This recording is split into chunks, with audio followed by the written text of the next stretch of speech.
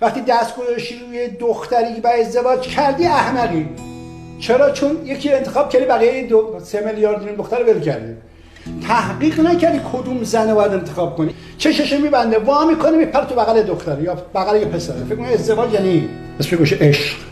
اندیشه تو انتخاب میکنه زن تو رو، بعد به خدا فوش میدی، به پیغمبر فوش میدی. خود اولاغت اون زنه رو انتخاب کردی، دهنت سرویس کرده، حالا به همه فوش میدی. مردم عین گاو ازدواج میکنن، عین گاو بچه دار میشن و عین گاو میمیرن. همین خاطر در ریاست گفتیم ما با نامزدی مخالفیم.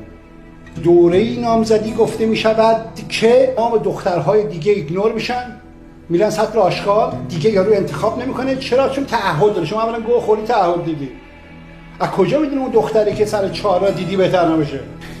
زنی که داری انتخاب میکنی یا مردی که داری انتخاب میکنی به دردت میخوره؟